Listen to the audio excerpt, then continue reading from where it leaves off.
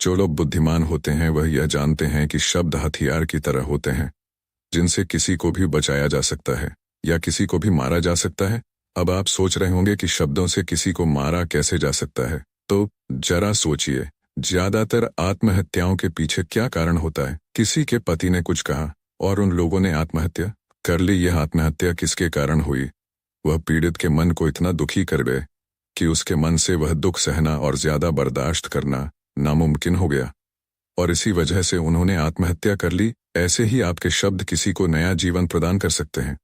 जब कोई आदमी उदास होता है या दुखी होता है, तो आपके शब्द उसमें एक नया जोश, एक नया उत्साह भर सकते हैं, और एक हारा हुआ आदमी अपने जीवन में एक नई शुरुआत कर सकता है, सिर्फ शब्दों के माध्यम से, हमारी वाणी के माध्यम से। तो अब तक आप यह तो समझ ही गए होंगे कि हमारे शब्द हमारे जीवन को किस तरह निर्धारित करते हैं। शब्दों में कितनी ताकत होती है, और किसी से बात करते वक्त हमें कितनी सावधानी से अपने शब्द बोलने चाहिए। आज जो बौद्ध कहानी मैं आपको सुनाने वाला हूँ, उसमें आपको सीधे तौर पर कुछ ऐसे तरीके पता चलेंगे, कुछ ऐसी परिस्थितियां पता चलेंगी जहां पर आपको हमेशा चुप रहना चाहिए। कुछ परिस्थितियों में अगर आप कुछ नहीं बोलेंगे तो वही आपके लिए सबसे ज्यादा बेहतर होगा। इससे पहले कि आप इस कहानी में खो जाएं, आप हमारे चैनल को सब्सक्राइब जरूर कर लें। तो शुरू करते हैं। एक समय की बात है, मानव एक बार एक बौद्ध गुरु के पास पहुंचा और बौद्ध गुरु से जाकर पूछा कि हे महात्मा, मैं अपने आप से परेशान हूँ, अपने आप से दुखी हूँ। बाहरी रूप से मुझे कोई दुख नहीं है, मैं धन धान्य संपन्न हूँ, मुझे कोई शारीरिक रोग भी नहीं है, लेकिन मैं खुद से परेशान रहता हूँ, अपने मन से परेशान रहता हूँ। अक्सर मेरी बातों को मेरा कोई भी दोस्त गंभीरता से नहीं लेता है, और ना ही मेरे परिवार के लोग मेरी किसी बात को गंभीरता से लेते हैं। मैं जो कुछ भी सलाह देता हूँ, या तो वह उसे मजाक में उड़ा देते हैं, या फिर उसे गंभीरता से लेते ही नहीं। मेरी बातों को कोई गंभीरता से क्यों नहीं लेता है?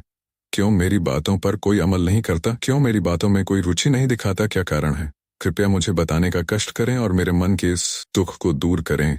यह सुनकर बौद्ध गुरु ने कहा, भंते, आज सुबह जब मैं वन से ध्यान करके वापस आ रहा था, रास्ते में कुछ कौवे काव्य काव्य कर रहे थे, और वहीं पर जब मैं चलता हुआ कुछ दूर आया तो मुझे एक मोर की मधुर आवाज सुनाई दी। यह सुनकर अचानक मेरे मन में ख्याल आया कि कौवे कितना काव्य काव्य करते हैं, कितना बोलते रहते हैं, लेकिन कोई भी प्राणी कौवे की आवाज को पसंद नहीं करता। मोर हमेशा शांत रहता है, और जब भी मोर बोलता है उसकी आवाज सबको अच्छी लगती है, क्योंकि मोर सही परिस्थिति के हिसाब से बोलता है। जब भी बारिश होने वाली होती है और बादल गरजते हैं और बारिश होने की आशंका होती है, ऐसे में मोर अपनी मधुर आवाज में गाता है, जो सभी को प्रिय होता है। ऐसे ही अगर इंसान सही परिस्थिति के हिसाब से सही शब्द बोले, सही वाणी बोले, तो वही वाणी दूसरों के लिए संगीत हो जाती है, और दूसरे लोग तुमसे सम्मोहित हो जाते हैं, और वहीं पर तुम्हें सब लोग गंभीरता से लेने लगते हैं।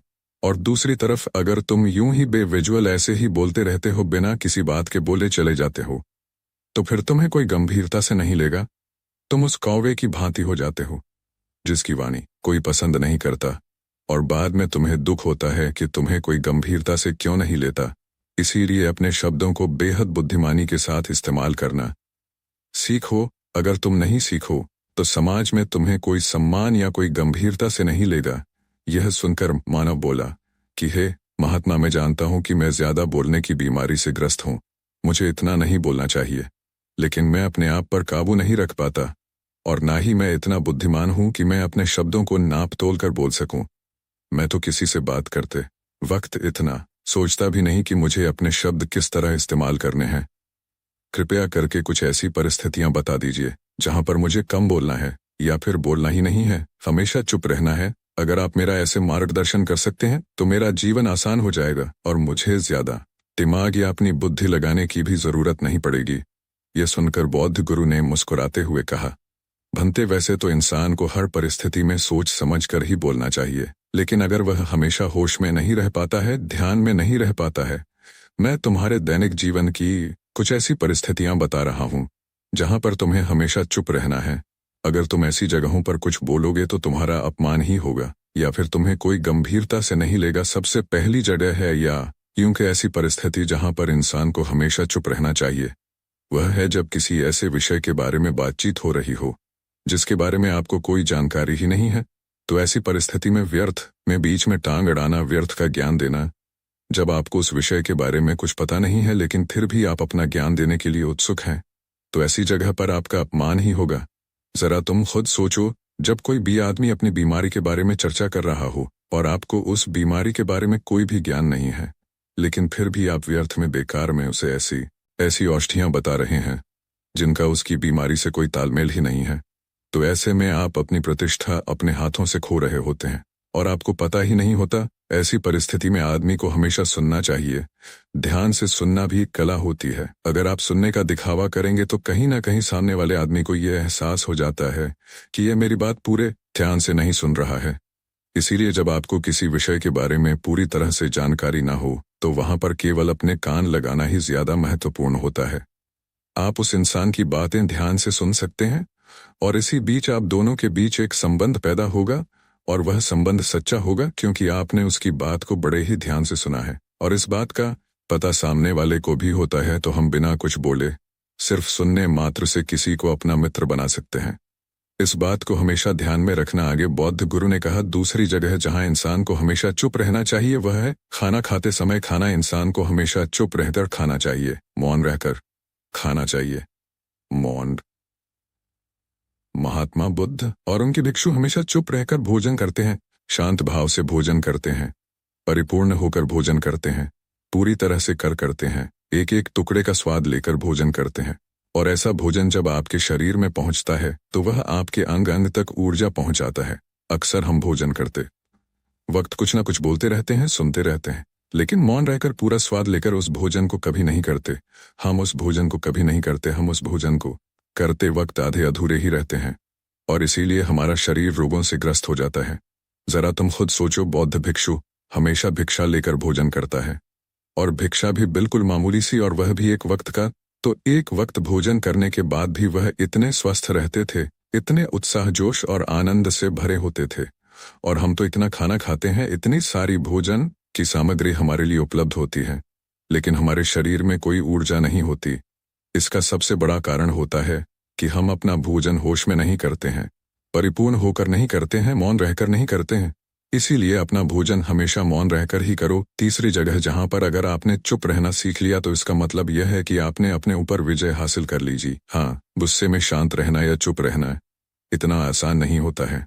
अक्सर हम गुस्से से भरकर कुछ ऐसे शब्द या अपशब्द बोल जाते हैं जिसका पछतावा हमें हमेशा रहता है, लेकिन जुबान से निकला हुआ शब्द वापस नहीं हो सकता।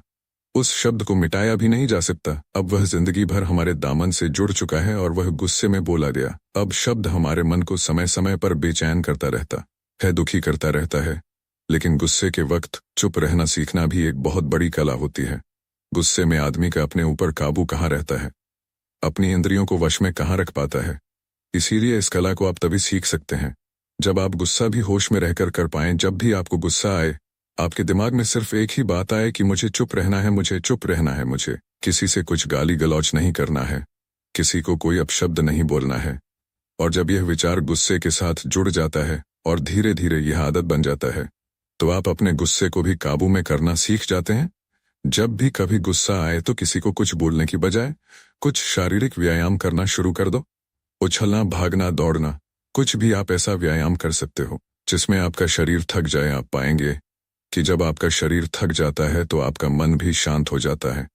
आपने उस गुस्से की ऊर्जा को एक सकारात्मक रूप दे दिया।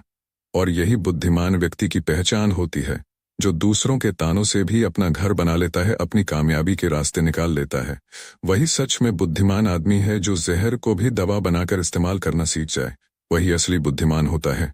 चौथी जगह जहां आप चुप रहेंगे तो आपके लिए वही सबसे ज्यादा बेहतर होगा। जब चार लोग आपस में बैठकर बातें कर रहे हो, कोई बैठक कर रहे हो, तो वहां पर जब चार लोग बात कर रहे होते हैं तो चारों लोग एक साथ तो बात कर नहीं सकते। एक बार में एक व्यक्ति बोलेगा और तीन सुनेंगे, तभी वह बैठक कामयाब हो पाएगी, तभी वह चर्चा सही रूप में आगे बढ़ पाएगी। लेकिन अगर कोई आदमी ऐसा बैठा हुआ है जो बीच में ही दूसरे की बात काटकर अपनी बात को ऊपर रखना चाहता है, तो ऐसे में वह चर्चा या वह बैठक आपको कहीं नहीं पहुंचाएगी और चारों लोगों के बीच आप सबसे मूर्ख कहलाओगे। अगर आपको अपनी बात कहनी है तो सामने वाले को अपनी बात पूरा करने दो, उसके बाद अपने विचार रखो। यही एक अच्छे आदमी की पहचान होती है। और आखिरी जगह है दर जहां हमें चुप रहना है। हमारे माता पिता हमें कुछ कह देते हैं, हमारे बड़े बुजुर्ग हमें की बात पर डांट देते हैं, या हमें थप्पड़ भी मार देते हैं, तो ऐसी जगहों पर आपका चुप रहना ही उनके प्रति सम्मान दिखाएगा, उनके प्रति सम्मान दिखाएगा, आदर का भाव व्यक्त होगा। अगर आप उनके सामने उनका विरोध कर देते हैं, उनका प्रतिरोध कर देते हैं, तो वह गुस्सा तो थोड़ी देर बाद शांत हो जाएगा, लेकिन वह कही गई बात, वह विरोध किया हुआ डांट, स्विंग शब्द या फिर कुछ भी उल्टा सीधा हमेशा आपके मन को सताएगा और आपके माता पिता को हमेशा यही लगेगा कि यह हमारी इज्जत नहीं करता, हमारी बात नहीं मानता क्योंकि यह कमाने लग गया है, यह बड़ा बन गया है। ऐसी ऐसी बातें उठेंगी, ऐसे ऐसे तंज कसे जाएंगे। इसीलिए ऐसी जगह पर आप मौन रहिए, चुप रहिए, कुछ मत बोलिए, अपने गुस्से को अपने अंदर ही पी लीजिए, कुछ व्यायाम कर लीजिए, भाग लीजिए, दौड़ लीजिए, आपका मन अपने आप शांत हो जाएगा। आखिर में बौद्ध गुरु ने अपनी बात को खत्म करते हुए कहा कि कम शब्दों में अपनी भावनाओं को उतारना सीखो। शब्द हथियार की तरह होते हैं, बोलो तो होश में बोलो, ध्यान में बोलो, जीवन शैली ऐसी बना लो कि आप जब भी बोलो पूरे होश में रहकर बोलो, पूरे आनंद के साथ बोलो, पूरे प्रेम के साथ बोलो। ऐसी वाणी बोलो जो दूसरे के दिल को ठंडक पहुंचाती हो, दूसरे के मन को भी शांत कर देती हो, और वह तभी संभव है जब आप प्रत्येक पल होश में रहकर बोलेंगे।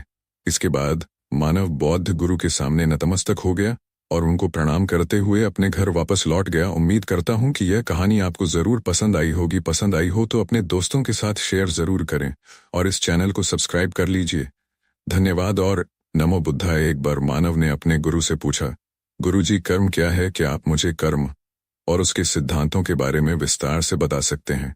गुरु ने कहना शुरू किया, कर्म हमारे जीवन को जीने का एक तरीका है ताकि हम वास्तव में खुद का सबसे अच्छा संस्करण बन सकें और अपनी इच्छा से सबसे अधिक पूर्ण और संतुष्ट जीवन जी सके। और क्योंकि हमारा भविष्य पत्थर की लकीर नहीं है, इसलिए हम अपने जीवन के मार्ग को उन विकल्पों, विचारों और कार्यों से बदल सकते हैं जिन्हें हम सभी चुनते हैं। कोई भी मनुष्य किसी भी अवस्था में कर्म किए बिना नहीं रह सकता, यानी हर पल मनुष्य कर्म कर रहा है। हम 4 तरीकों से कर्म करते हैं। पहला विचारों के माध्यम से, दूसरा शब्दों के माध्यम से, तीसरा क्रियाओं के माध्यम से, चौथा जो हमारे निर्देश पर दूसरे करते हैं। इसका मतलब यह है कि वे सब कुछ जो हमने सोचा, कहा, किया है या जिसके होने का हम कारण बने, वे सब कुछ कर्म है। यानी हमारा सोना, उठना, चलना, बोलना, खाना, कुछ भी करना सभी कर्म के अंतर्गत आते हैं। कि यात्रा पूर्ण रूप से दोष रहित होने में नहीं, बल्कि उन कामों को ना करने के बारे में है जो हमारे और दूसरों के लिए ठीक नहीं है, और साथ ही वह इंसान बनने के बारे में जो हम असल में हैं। सबसे पहले तो तुम यह समझो कि इस ब्रह्मांड में जो कुछ भी है सब ऊर्जा का ही एक रूप है, जिसमें हमारे विचार और भावनाएं भी शामिल हैं। और जब हम अपने विचार, भावनाओं या कार्यों के माध्यम से अपनी ऊर्जा को इस ब्रह्मांड में छोड़ते हैं, तो यह ऊर्जा नष्ट नहीं होती, बल्कि किसी न किसी रूप में वापस हमारे पास ही लौट कर आती है। अगर यह ऊर्जा सकारात्मक थी तो उसके परिणाम भी सकारात्मक होंगे, और अगर यह ऊर्जा नकारात्मक थी तो उसके परिणाम भी नकारात्मक ही होंगे। आगे गुरु ने मानव से कहा, जीवन भर कर्मों के सिद्धांतों को याद रखना तुम्हें तुम्हारे विचारों, भावनाओं और कार्यों के प्रति ज्यादा जागरूक बना सकता है। इसलिए आज मैं तुम्हें कर्म के बस सिद्धांतों के बारे में बताने जा रहा हूं, जिसके बाद तुम जान पाओगे कि कर्म का सिद्धांत असल में काम कैसे करता है और हम अपने जीवन में अच्छे कर्म कैसे पैदा कर सकते हैं। कर्म का पहला सिद्धांत कहता है कि हम जो भी विचार या ऊर्जा इस ब्रह्मांड को देते हैं, अच्छा या बुरा, वही हमें वापस मिलता है। साधारण शब्दों में कहे तो हम जो भी करते हैं, वह अंत में लौटकर हमारे पास ही आता है। अच्छा या बुरा दोनों, ना तो हम अपने अच्छे कर्मों से बच सकते हैं और ना ही अपने बुरे कर्मों से भाग सकते हैं। दोनों के परिणाम हमें भोगने ही पड़ते हैं। कर्म का पहला सिद्धांत यह भी सिखाता है कि तुम अपने जीवन में जो भी पाना चाहते हो, पहले खुद ही उससे भर जाओ। अगर तुम प्रेम चाहते हो तो पहले खुद से प्रेम चाहते हो करो। अगर इज्जत चाहते हो तो पहले खुद को सम्मान दो और दूसरों की इज्जत करो। साधारण शब्दों में कहे तो तुम जो पाना चाहते हो, पहले खुद को उसके काबिल बनाओ। वो चीजें खुद बखुदा संगीत। जीवन में अच्छी चीजें कभी अपने आप ही नहीं मिलती, उसके लिए हमें अच्छा कर्म और मेहनत करनी ही पड़ती है। इसलिए जीवन में कुछ पाने के लिए किसी चमत्कार के भरोसे बैठने से बढ़िया है कि उसके लिए उपयुक्त कर्म करते रहो। कर्म का तीसरा सिद्धांत कहता है कि किसी भी चीज की सच्चाई को स्वीकार किए बिना तुम उसे बदल नहीं सकते। जैसे कि अगर कोई इंसान अपनी शराब पीने की आदत को छोड़ना चाहता है तो पहले उसे यह स्वीकार करना होगा कि वह एक शराबी है, उसे शराब पीने की लत है, तब जाकर वह शराब छोड़ सकता है। क्योंकि जो जीवन का सच है उसे नकारते रहने से कुछ नहीं होने वाला। ऐसा करके हम केवल अपने जीवन में और दुख व समस्याओं को ही निमंत्रण देते हैं। तुम्हें यह समझना होगा कि सब कुछ तुम्हारे मन मुताबिक हो यह जरूरी नहीं है। तुम सब कुछ काबू नहीं कर सकते। सच को स्वीकार कर आगे बढ़ जाना ही तुम्हारा सच्चा का कर्म है। अच्छे वक्त के लिए इस समय से बेहतर कोई और समय नहीं है और कर्म का यह नियम हमारे दैनिक जीवन की अधिकांश परिस्थितियों पर लागू होता है। कर्म का चौथा सिद्धांत कहता है कि जीवन में लगातार विकास करते रहना केवल तभी संभव है जब तक हम समय के साथ खुद को बदलने के लिए तैयार है। बदलाव की शुरुआत हमेशा हमारे ही अंदर से होती है, न कि बाहर से। बाहर की परिस्थितियों और अन्य लोगों को बदलने का प्रयास करना केवल और केवल मूर्खता है। इससे कुछ नहीं बदलने वाला। यह प्रयास केवल हमारे समय और ऊर्जा की बर्बादी करेगा। केवल अपने आप को बेहतर और बेहतर बनाना ही हमारे हाथ में है। इसलिए जीवन में लगातार सफलता पाने के लिए खुद को बदलने के लिए तैयार रहो। कर्म का पांचवा सिद्धांत कहता है कि आज तुम्हारे जीवन में जो भी कुछ है, अच्छा या बुरा, आज तुम जहां पर भी हो, जीवन में जो भी चुनौतियां हो, इस सब के लिए तुम खुद ही जिम्मेदार हो। जो निर्णय तुमने अतीत में लिए हैं उनसे ही तुम्हारे आज का निर्माण हुआ है। जब तक तुम दूसरे लोगों और बाहरी परिस्थितियों को अपने हालत का जिम्मेदार मानते रहोगे तब तक तुम उन मुसीबतों में फंसे ही रहोगे, क्योंकि ऐसा नजरिया तुम्हें तुम्हारी समस्याओं का समाधान खोजने से रोकता है। इसलिए आज तुम्हारे जीवन में जो कुछ भी है उसके प्रति जिम्मेदार रहो और आगे बढ़ो। कर्म का छठा सिद्धांत कहता है कि हमारे जीवन में सब कुछ, जिसमें हमारा अतीत, वर्तमान और भविष्य शामिल है, सब आपस में जुड़े हुए हैं। हम किसी भी घटना या चीज को कम नहीं समझ सकते। जैसे अगर आज वर्तमान में कोई विद्वान है तो इसका मतलब है कि उसने अपने अतीत में जो भी ज्ञान प्राप्त किया है उसके परिणाम स्वरूप वह आज विद्वान बना है। इसीलिए इंसान को जब भी मौका मिले कोई भी काम करने का या सीखने का तो बेझिझक उसे करना चाहिए, क्योंकि आज का कुछ सीखा हुआ या अनुभव किया हुआ कब काम आ जाए यह कोई नहीं बता सकता। कर्म का सातवां सिद्धांत कहता है कि एक समय पर केवल एक ही चीज पर ध्यान केंद्रित किया जा सकता है। एक साथ बहुत सी चीजों पर ध्यान केंद्रित करना हमें धीमा कर सकता है, साथ ही निराशा और नकारात्मकता का कारण बन सकता है। इसलिए कर्म का सातवां सिद्धांत हमें एक समय में केवल एक ही चीज पर ध्यान केंद्रित करने के लिए प्रोत्साहित करता है। कर्म का आठवां सिद्धांत कहता है कि तुम इस दुनिया की बेहतरी के लिए जिन भी चीजों और बदलावों पर विश्वास करते हो और उन्हें होता हुआ देखना चाहते हो तो पहले खुद ही वह चीजें करो। उदाहरण के लिए, यदि तुम एक शांतिपूर्ण दुनिया में रहना चाहते हो तो तुम्हें दूसरों के लिए शांति पैदा करने पर ध्यान देने की जरूरत है। अगर तुम एक स्वस्थ देश का सपना देखते हो तो पहले खुद ही अपने आसपास साफ सफाई रखना शुरू करना होगा। कर्म का नौवां सिद्धांत कहता है कि अगर तुम अपने जीवन में खुश रहना चाहते हो तो अपने अतीत के लिए पछताना छोड़ दो, भविष्य की चिंता करना बंद कर दो और केवल आने वाले वर्तमान पर ध्यान दो। जब तक तुम अपने अतीत की यादों और भविष्य की चिंताओं से जुड़े रहोगे तब तक तुम कभी भी शांत और खुश नहीं रह पाओगे।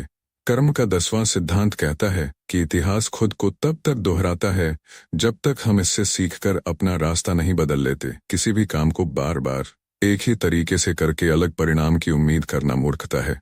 इसलिए अपनी और दूसरों की गलतियों से सीखो और अपने काम करने के तरीकों में बदलाव लाओ। कर्म का 11वां सिद्धांत कहता है कि बड़े बदलाव समय लेते हैं, इसलिए जीवन में बड़ी सफलताएं लगातार प्रयास और लंबे समय तक धैर्य रखने से मिलती है। अगर हम बेहतर और लंबे समय तक लाभान्वित करने वाले परिणाम चाहते हैं तो हमें धैर्यवान बनना होगा। जल्दबाजी हमें दूरगामी परिणाम नहीं दे सकती। धैर्य रखकर जीवन में आगे बढ़ते रहना यही कर्म का 11वां नियम है। कर्म का 12वां सिद्धांत कहता है कि इस दुनिया में हर इंसान अपने आप में अलग है और हर इंसान के पास अपनी कुछ विशेषताएं हैं जिनके द्वारा वह इस दुनिया में अपना योगदान दे रहा है।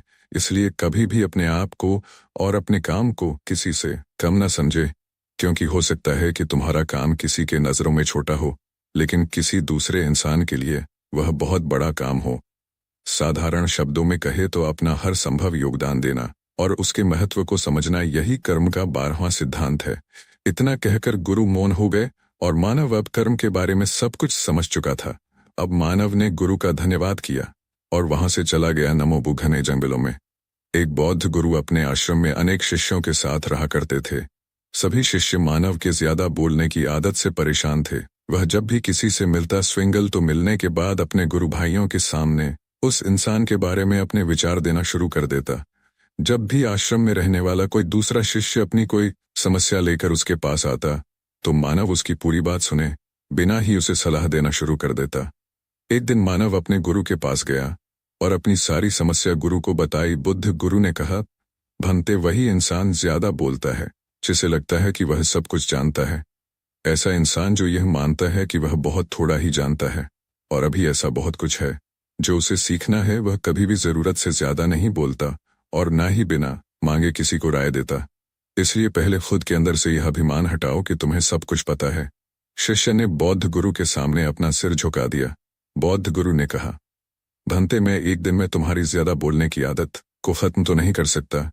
यह आदत तुम्हें खुद ही अपने अंदर धीरे धीरे कम करनी होगी। मैं तुम्हें यह बता सकता हूं कि तुम्हें किन किन मौकों पर शांत रहना है। कंपोनेंट प्लेसमेंट, ताकि तुम खुद को इस परिस्थिति से निकाल सको। शिष्य ने गुरु की बात सुनी और सिर में हिला दिया।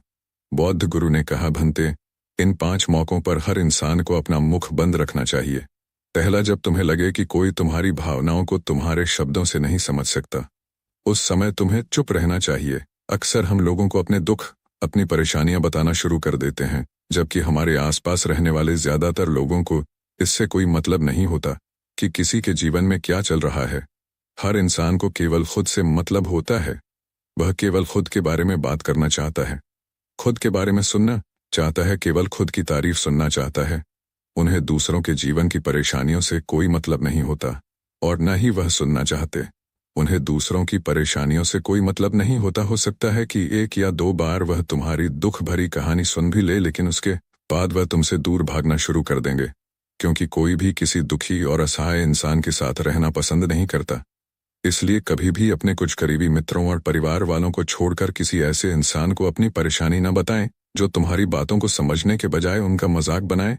दूसरा, जब तुम्हें यह न पता हो कि किस विशेष मौके पर क्या बोलना है, या फिर तुम्हें किसी विशेष घटना के बारे में आधा अधूरा ही ज्ञान हो, तो ऐसे मौके पर भी तुम्हें चुप ही रहना चाहिए। ऐसा इंसान जो आधा अधूरा ज्ञान होने के बाद भी उस विशेष परिस्थिति में बात करता है, वह अक्सर ही मजाक का पात्र बन जाता है और कोई भी ऐसे इंसान को कभी गंभीरता से नहीं लेता।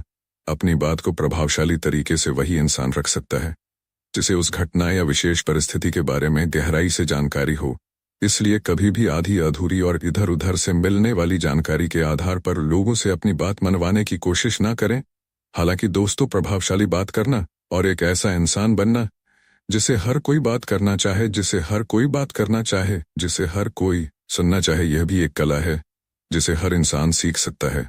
आप भी सीख सकते हैं। बस आपको बातचीत को शुरू करने और उसे लीड करने का आत्मविश्वास अपने अंदर जगाना है। तीसरा, बौद्ध गुरु ने कहा, जब कोई इंसान तुम्हारे सामने किसी तीसरे इंसान की बुराई कर रहा हो, तब ऐसी परिस्थिति में भी तुम्हें चुप रहना चाहिए। तुम्हें कभी भी ऐसी नकारात्मक बातचीत का हिस्सा नहीं बनना चाहिए, क्योंकि आज जो इंसान तुम्हारे सामने किसी तीसरे इंसान की बुराई कर रहा है, वही कल किसी और के सामने हमारी भी बुराई करेगा। और जो आपने तीसरे इंसान की बुराई करने में उसकी हाँ में हाँ की है, और यह मुमकिन है कि वह उस तीसरे इंसान से भी कह सकता है कि तुमने भी उसकी बुराई की है। इसलिए जब भी कोई किसी तीसरे इंसान की बुराई करे या उसका मजाक बनाइए, तब तुम्हें उसकी बातें सिर्फ सुननी है, अपनी ये नहीं देनी, बौद्ध गुरु ने कहा।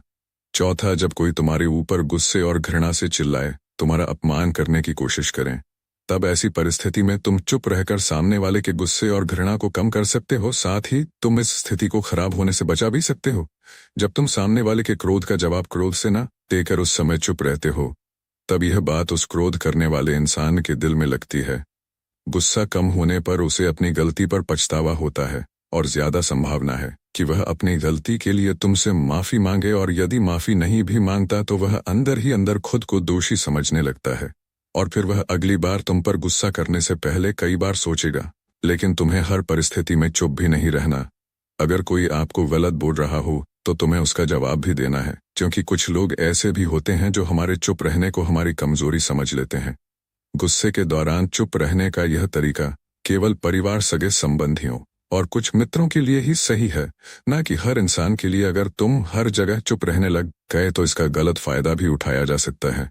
5 जब कोई इंसान तुमसे उसके जीवन की कोई दुख भरी घटना या अपने जीवन की परेशानी साझा कर रहा हो, तो ऐसी परिस्थिति में तुम्हें चुप रहकर सिर्फ उसकी बातों को सुनना है। ज्यादातर लोग ऐसे होते हैं कि किसी ने उनके सामने अपनी समस्या सुनाई नहीं कि उन्होंने समाधान देना शुरू कर दिया। जबकि कोई इंसान हमसे अपनी परेशानी साझा कर रहा होता है तो वह हमसे किसी सुझाव की उम्मीद नहीं करता। वह बस ये चाहता है कि हम उसकी पूरी बात ध्यान से सुन ले, क्योंकि जब हम किसी की परेशानी को ध्यान से पूरा सुन लेते हैं तो उस इंसान को एक आत्मिक शांति मिलती है। उसे ऐसा लगता है कि चलो किसी ने तो मेरी बात को समझा। अधिकतर मौकों पर जब लोग हमसे अपनी परेशानी साझा करते हैं तो बस हमें अपनी बात बताना चाहते हैं। वह यह नहीं चाहते कि हम उन्हें सलाह देना शुरू कर दें, क्योंकि जो सलाह हम उन्हें देने वाले हैं वह सब उन्हें पहले से ही पता है। परेशानी के समय में किसी इंसान को सांत्वना देने का सबसे अच्छा तरीका है कि हम बस उस इंसान की पूरी बात को ध्यान से सुन ले।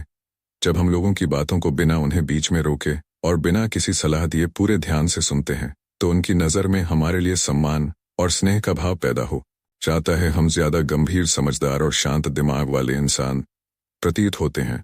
इसलिए अब जब भी अगली बार तुम्हें कोई अपनी परेशानी बताए तो बस उनकी बातों को ध्यान से सुन लेना, और जब तक वह तुमसे ना मांगे तो उन्हें किसी भी प्रकार की सलाह मत देना।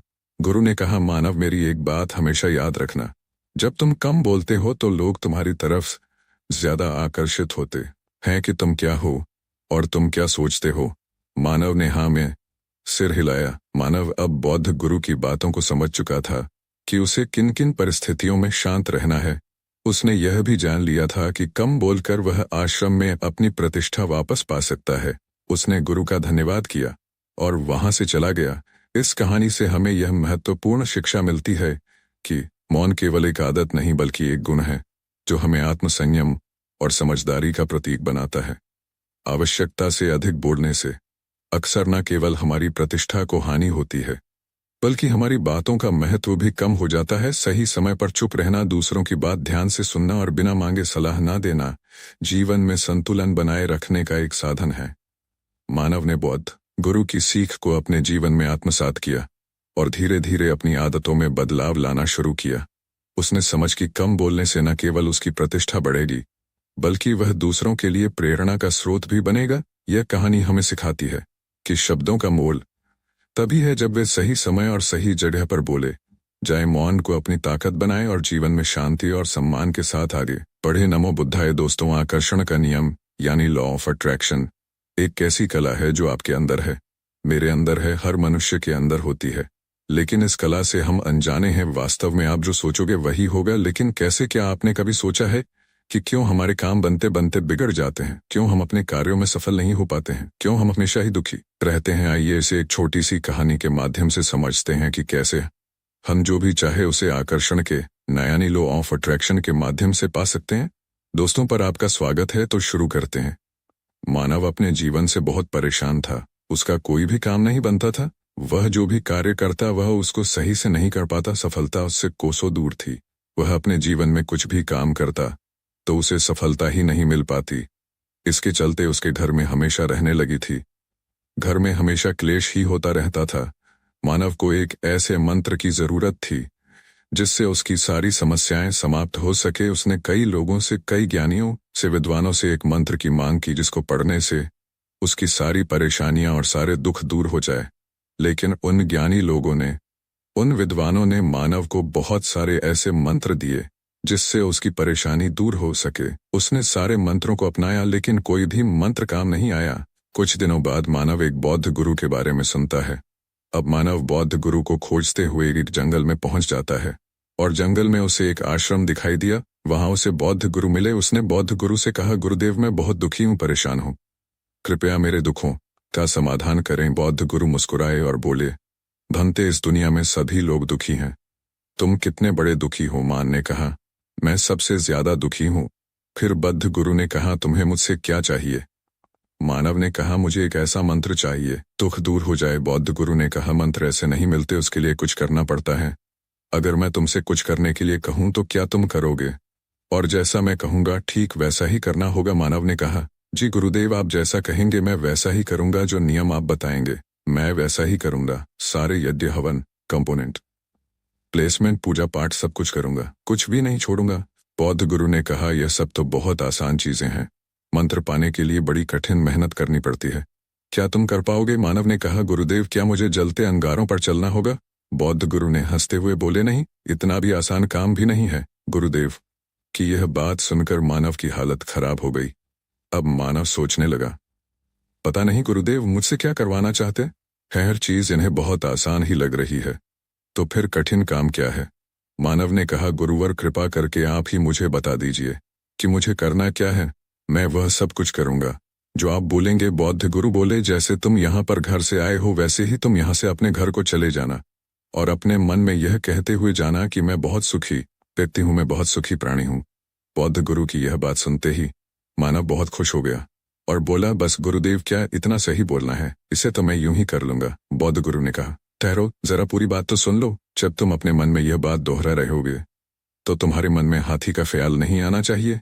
अगर तुम्हारे मन में हाथी का ख्याल आ गया तो सब बेकार हो जाएगा। व्यक्ति ने मुस्कुराते हुए कहा, यह काम तो मैं बहुत ही आसानी से कर लूंगा। और यह कहकर मानव अपने घर की ओर चल पड़ा। आश्रम से निकलते ही मानव ने अपने मन में कहना शुरू किया कि मैं बहुत सुखी हूँ, लेकिन ऐसा कहते ही उसके मन में हाथी का ख्याल आ गया। जब भी वह कहता कि मैं बहुत सुखी हूँ, तभी उसके मन में हाथी का ख्याल आ जाता। अब मानव को अपने गुरु की हाथी वाली बात याद आ जाती है। अब जब भी वह कहता कि मैं बहुत सुखी हूं तो उसके मन में हाथी का ख्याल और ज्यादा आने लगता है। अब ऐसा कहते कहते वह रास्ते की ओर जा ही रहा था कि उसे रास्ते में हाथी दिखना लगे। अब मानव को चारों तरफ बस हाथी ही दिखाई दे रहे थे।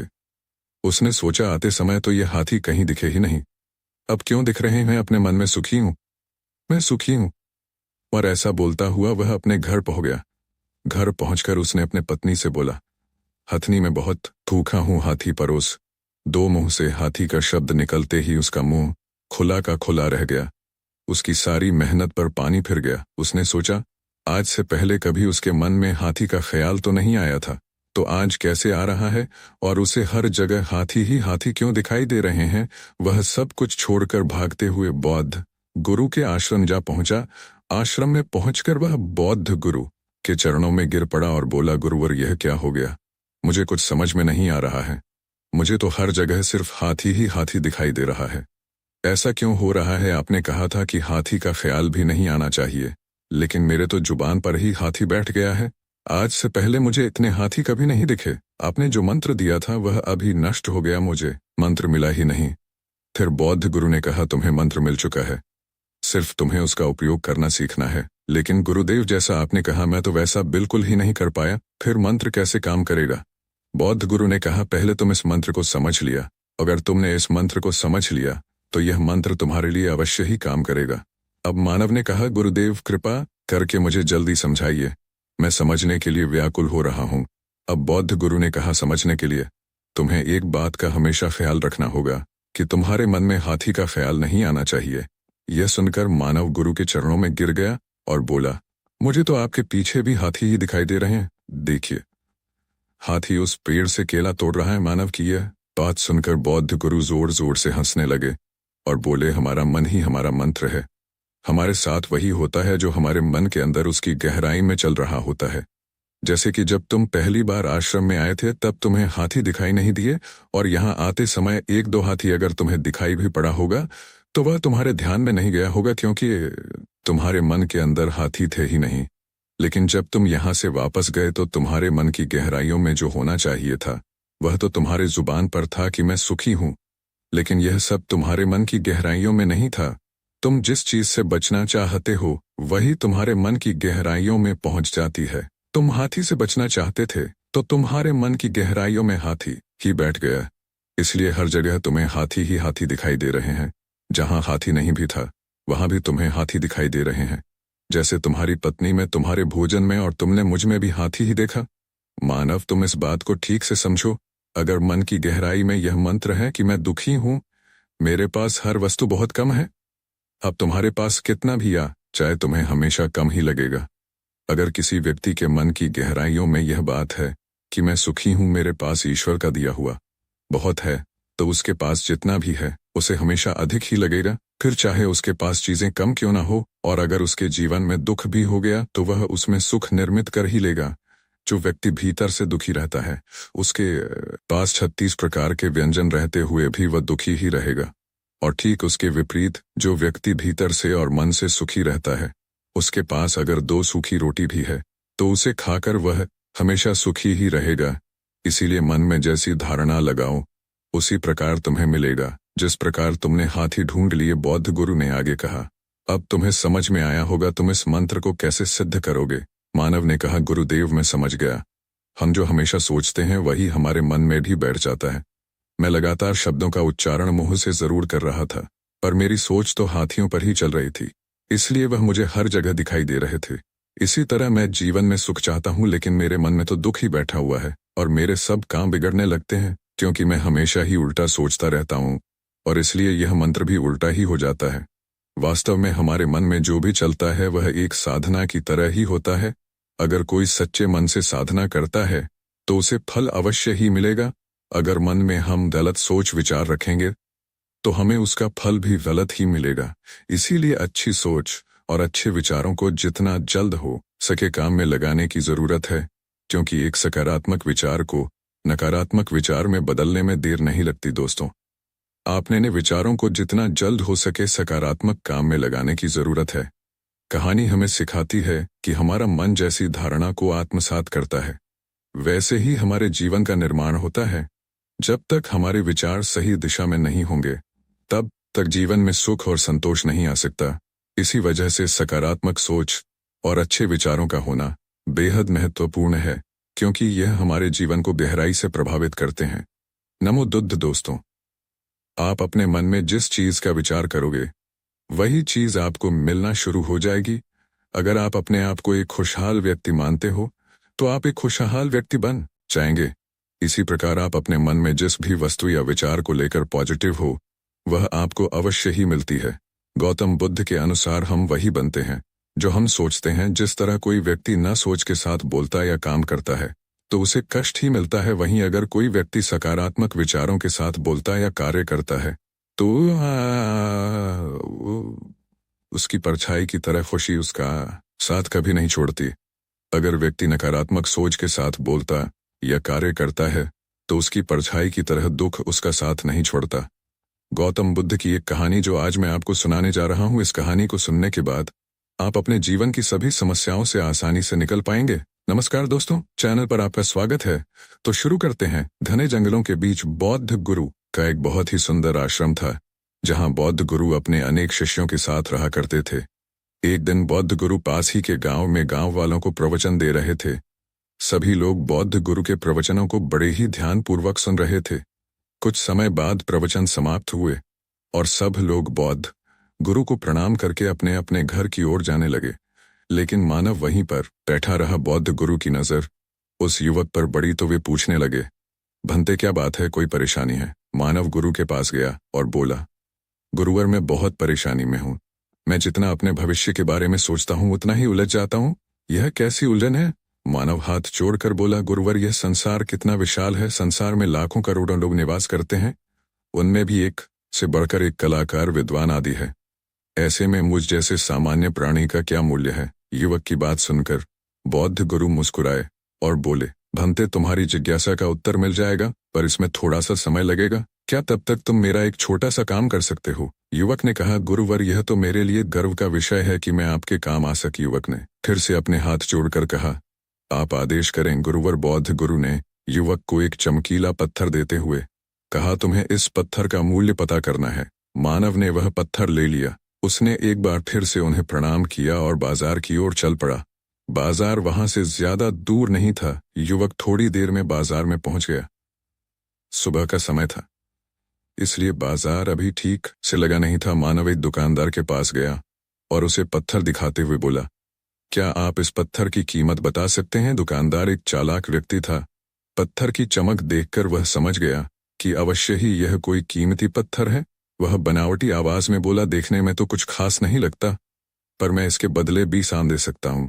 दुकानदार की बात सुनकर युवक को थोड़ा सा क्रोध आया। वह मन ही मन कहने लगा, इतना सुंदर पत्थर और इसका मूल्य सिर्फ 20 आम, अवश्य ही यह झूठ बोल रहा है। युवक को चुप देखकर दुकानदार बोल उठा, क्या कहते हो, बोलो बेचना है यह पत्थर? युवक ने दुकानदार को कोई जवाब नहीं दिया। वह चुपचाप आगे बढ़ गया। सामने एक सब्जी वाला अपनी दुकान सजा रहा था। मानव उसके पास पहुंचा और उसे वह पत्थर दिखाकर बोला, क्या आप ये पत्थर की कीमत बता सकते हो? दुकानदार पत्थर की चमक को देखता ही रह गया। मानव ने कहा, क्या हुआ भाई, कहाँ खो गए? सब्जी वाला चौंकता हुआ बोला, कुछ नहीं, मैं तो बस मन ही मन इसकी कीमत की गणना कर रहा था। वैसे मैं इस पत्थर के बदले 1 बोरी आलू दे सकता हूँ। सब्जी वाले के चेहरे की हैरानी देखकर मानव समझ गया कि यह दुकानदार भी मुझे मूर्ख बना रहा है, मुझे किसी और से इसका मूल्य पता करना चाहिए। यह सोचता हुआ युवक आगे बढ़ गया। सब्जी वाले दुकानदार ने युवक को पीछे से आवाज लगाई, क्या हुआ भाई, अगर आपको यह मूल्य कम लग रहा है तो बताएं तो सही, मैं इसे बढ़ा दूंगा। पर मानव ने उसकी बात पर ध्यान नहीं दिया। वह अब इधर उधर किसी व्यक्ति को खोजने लगा जो जानकार हो और उस पत्थर का सही मूल्य बता सके। को लग रहा था कि अवश्य ही यह कोई कीमती पत्थर है, शायद कोई जौहरी इसका सही मूल्य बता सकता है। यह सोचता हुआ युवक एक जौहरी की दुकान पर पहुंचा। जौहरी अपनी दुकान को अभी खोल ही रहा था। उसने युवक को अपनी दुकान की ओर आते हुए दूर से देख लिया था। साथ ही उसने युवक का हाल देखकर यह भी भांप लिया था कि यह कोई गरीब व्यक्ति है जो संभवत कोई गहना बेचने आया होगा। चौरी ने हाथ जोड़कर युवक को नमस्कार किया और मुस्कुराकर पूछा, बताएं महोदया, मैं आपकी क्या सेवा कर सकता हूँ? युवक ने बौद्ध गुरु का दिया हुआ पत्थर जौहरी को दिखाया और बोला, आप उसकी क्या कीमत लगा सकते हो? जौहरी ने पत्थर देखा और कहा, आप यह पत्थर मुझे दे दो और मुझसे 1 लाख रुपए ले लो। यह कहते हुए जौहरी ने पत्थर लेने के लिए अपना दाहिना हाथ बढ़ाया, पर तब तक मानव ने पत्थर को अपने थैले में रख लिया था।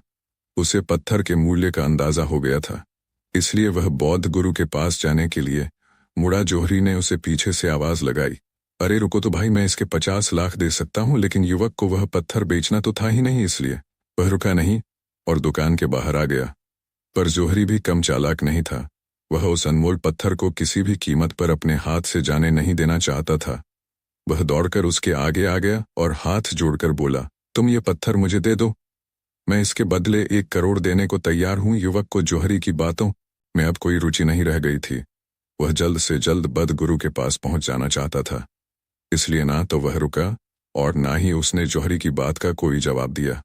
वह तेज तेज कदमों से बद गुरु के आश्रम की ओर चल पड़ा। जौहरी ने पीछे से आवाज लगाई, यह अत्यंत मूल्यवान पत्थर है, अनमोल है, तुम जितने पैसे कहोगे मैं दे दूंगा।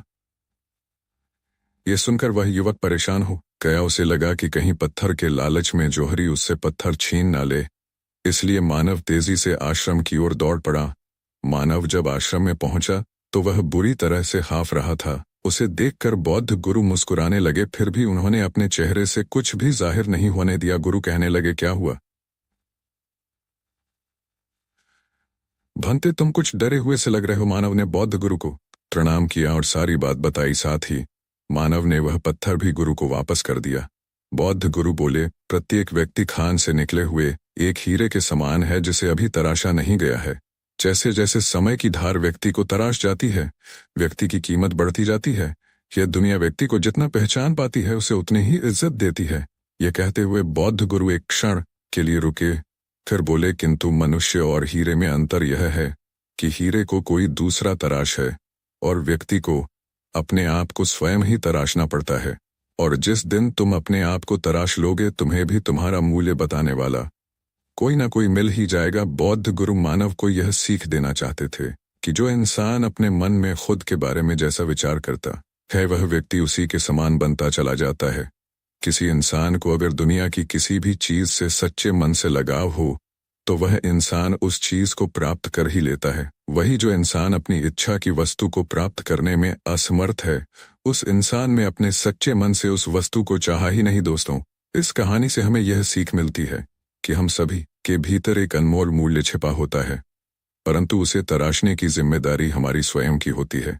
जैसे हीरे की कीमत उसकी चमक में होती है, वैसे ही इंसान की कीमत उसके आत्मविश्वास, सकारात्मक सोच और अपने उद्देश्य के प्रति सच्ची लगन में होती है। जब हम खुद पर विश्वास करके अपने सपनों की ओर बढ़ते हैं तो सफलता और खुशहाली हमें अपनी परछाई की तरह मिलती है।